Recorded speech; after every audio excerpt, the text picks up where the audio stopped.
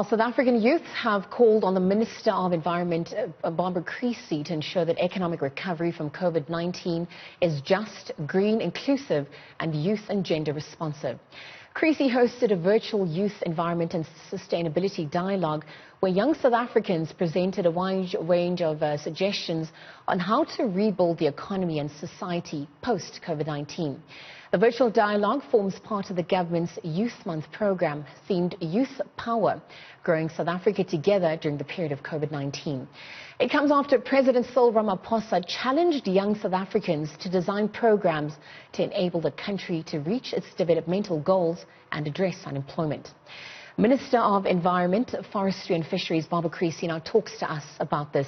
A very good morning to you, Minister Creecy. Thank you very much for joining us. I think let's just start off by looking at what the green economy is perhaps characterized by. I mean, what were some of the key findings that emerged after this webinar hosted by your department? Good morning and greetings to all your listeners. Well, I suppose many South Africans are concerned about the current state of our economy and the extent to which the economic consequences of the COVID-19 pandemic are deepening some of the major fault lines in our society. And that obviously would include issues such as unemployment, particularly youth unemployment, inequality, poverty, and economic exclusion. In the dialogue that we had on Youth Day on Tuesday, young people were talking about the opportunities that exist within the green economy to assist in the recovery process and also to assist in creating new areas of employment, investment, and economic opportunity. And I suppose when people talk about the green economy, we are talking about areas such as renewable energy, forms of transportation that would minimize emissions. We're talking about better ways of managing land and water.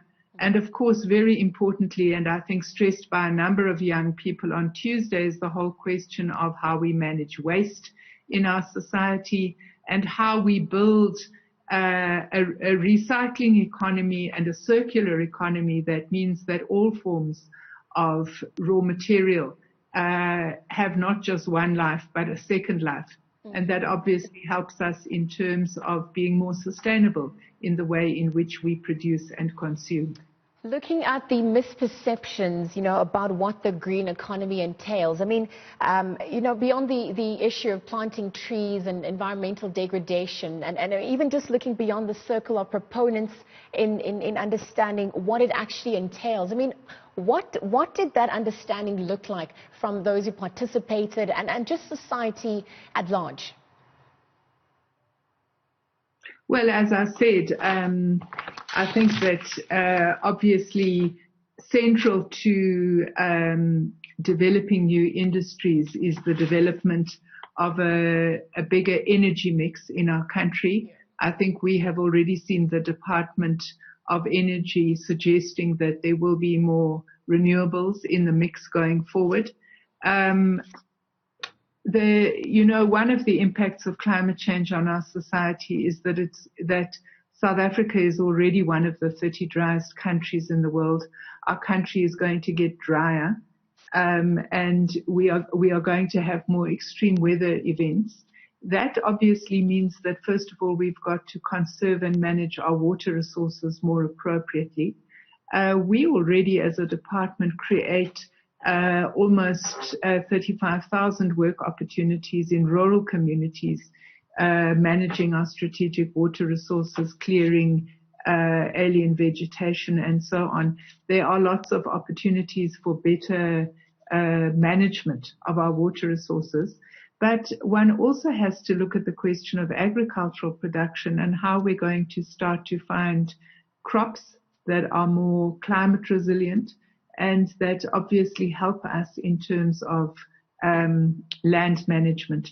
Another area where there are lots of opportunities for small enterprises, as we have already seen, is the retrofitting of buildings to make them more climate resilient and more energy efficient. So we know that there have been big programs to roll out solar water heaters. There have been programs to retrofit gas cooking in societies, and there have also been areas where we can engage in water harvesting and so on and so forth.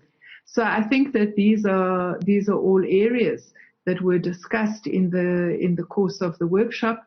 And I think a big issue that young people were raising is how do they start up enterprises? How do they make use of their creativity and their innovation? And this is where we brought to the fore the project preparation facility. We have allocated R1 million. What we want to do is we want to find 10 projects that will create employment, that will promote innovation, that will promote the circular economy or biodiversity or climate resilience of our economy and our society. And we want to support these programs to be able to create opportunities for young people, but also to be able to contribute towards new thinking around the green economy. As this notion is embraced, and you've highlighted quite a few successful stories as well in terms of what the focus will be like in the webinar and also upon implementation. I just also want to know what some of the biggest challenges, developmental challenges that you as a department are facing. I mean, looking at issues of utilizing rural energy, sustainable water management, even just building greener cities and towns on a sub-national level. Well, I think as you are saying, South Africa is one of the countries that will be most affected by climate change. What we know is that over the last century, temperatures in Southern Africa have increased already by 2 degrees, and some predictions are suggesting that our temperatures could go up by as much as 5 degrees. Now, obviously, this will pose challenges to our current economic trajectory in areas such as agriculture. I've already spoken about water scarcity. And so while we are mindful of the challenges that this poses, we are also looking for the opportunities. And I think that there is recognition that within the green space, this is an area across the globe where we're seeing new industries developing and new opportunities for economic entrance into the economy. All right, and then looking at the 2030 Agenda on Sustainable Development, even the Paris Agreement that was signed, and South Africa's policies and frameworks, you know, obviously just to provide that supportive mechanism for this green economy strategy. I mean, where does South Africa fare in terms of those policies, and also just how it's going to enable the long-term solutions that we, of course, catering to as a nation, as a global player as well? Well, South Africa is a signatory to a number of multilateral agreements. And last year at the United Nations Climate Week, we presented our first report on achievement on the Sustainable Development Goals. We're also, as you say, a signatory to the Paris Agreement on climate change. And we had expected this year at COP26 that we would be presenting a review of achievement of our NDCs, our domestic contribution to reducing greenhouse gases. That review will be taking place over the next few months. I think, as everybody knows, the COP26 in Glasgow has been postponed until the end of next year.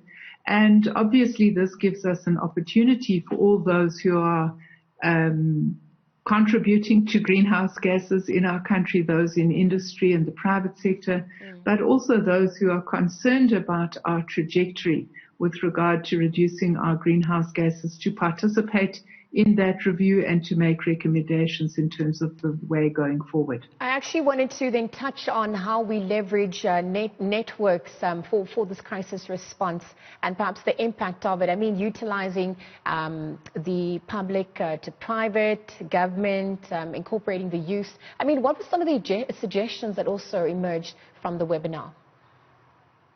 Well, I think one of the areas where there was a lot of contribution was in relation to the whole area of waste management. Okay. And I've spoken about the concept of the circular economy.